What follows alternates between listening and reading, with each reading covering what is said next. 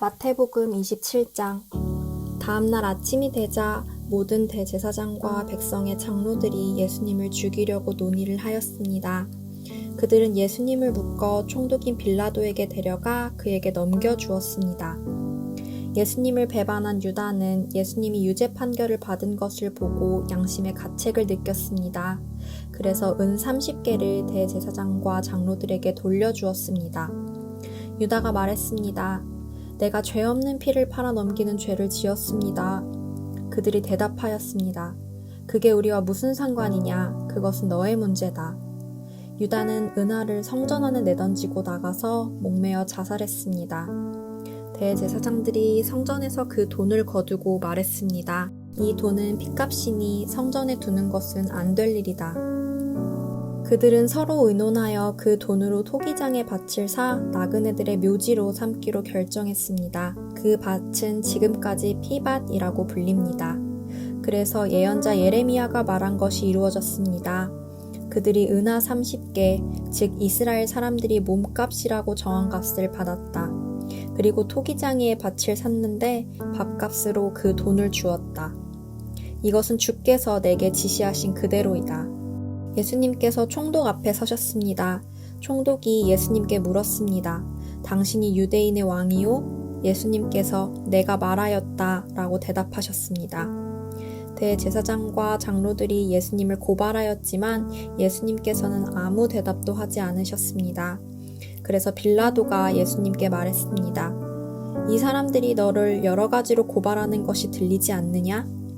그러나 예수님께서는 빌라도에게 단 한마디도 대답하지 않으셨습니다. 빌라도는 이것을 보고 이상하게 생각했습니다. 명절이 되면 백성들이 원하는 제수 한 명을 총독이 사면해주는 관례가 있었습니다. 당시 감옥에는 바라바라고 하는 아주 악명 높은 제수가 한 명 있었습니다. 사람들이 모였을 때 빌라도가 말했습니다. 너희는 누구를 놓아주기를 원하느냐? 바라바냐 아니면 그리스도라고 하는 예수냐? 빌라도가 이렇게 말한 것은 사람들이 예수님을 시기해서 자기에게 넘겨준 것을 알고 있었기 때문입니다. 빌라도가 재판석에 앉아 있을 때 그의 아내가 사람을 보내 말했습니다. 저 죄 없는 사람에게 아무 일도 하지 마세요. 어젯밤 꿈속에서 제가 이 사람 때문에 몹시 고통받았습니다. 그러나 대제사장들과 장로들은 군중에게 바라바를 놓아주고 예수님을 죽이도록 요청하라고 시켰습니다. 빌라도가 사람들에게 말했습니다. 이 두 사람 중 누구를 숙방시켜 주길 원하느냐? 사람들이 대답했습니다. 바라바요. 빌라도가 물었습니다. 그러면 그리스도라고 하는 예수는 어떻게 해야 하느냐? 그들이 모두 대답했습니다. 그를 십자가에 매달아 죽이시오. 빌라도가 물었습니다. 그 이유가 무엇이냐? 그가 무슨 악한 일을 했느냐? 그러자 사람들은 더 크게 소리쳤습니다. 그를 십자가에 매달아 죽이시오. 빌라도는 자기로서는 어찌할 도리가 없다는 것을 깨달았습니다. 그리고 잘못하면 폭동이 일어날지도 모른다고 생각하였습니다. 그래서 그는 물을 떠다가 사람들 앞에서 손을 씻으며 말했습니다. 나는 이 사람의 피에 대하여 아무런 책임이 없다. 너희가 알아서 해라. 사람들이 한결같이 대답했습니다. 그의 피에 대한 책임은 우리와 우리 아이들이 지겠습니다.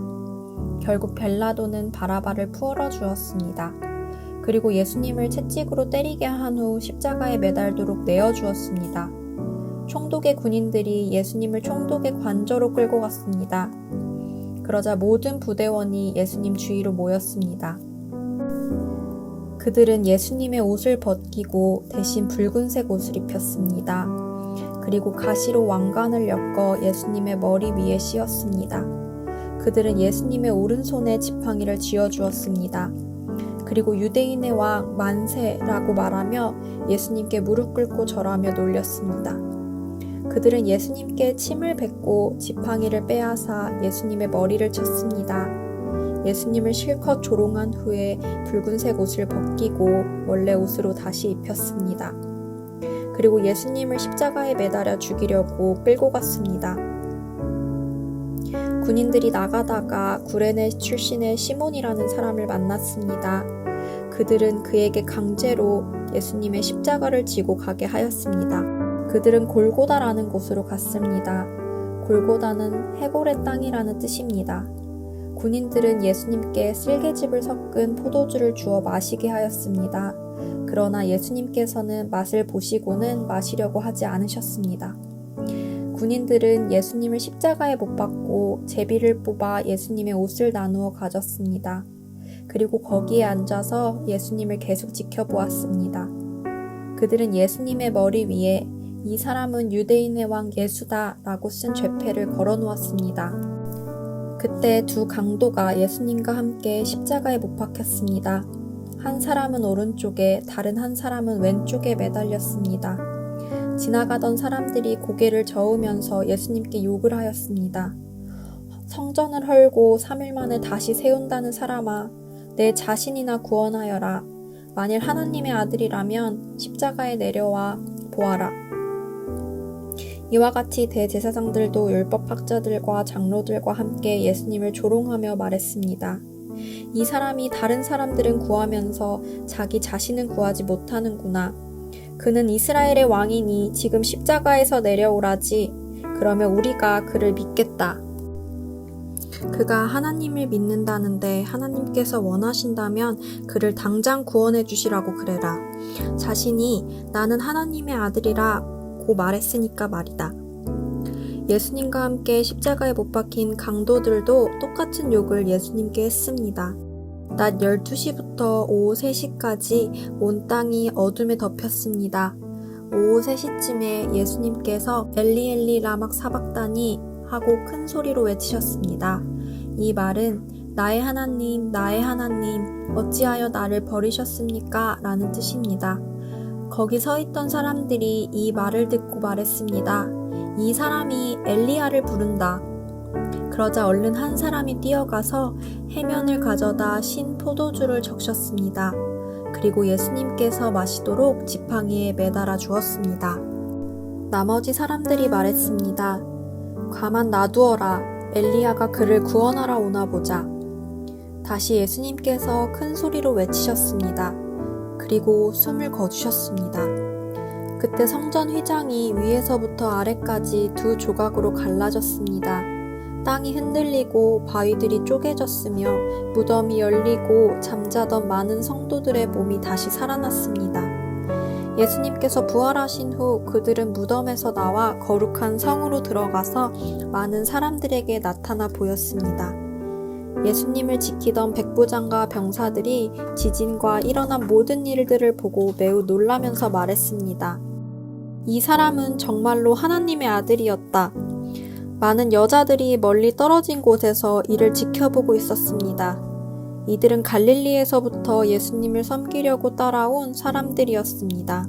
그 중에는 막달라 마리아와 야고보와 요셉의 어머니 마리아, 그리고 세베대의 아들들의 어머니가 있었습니다.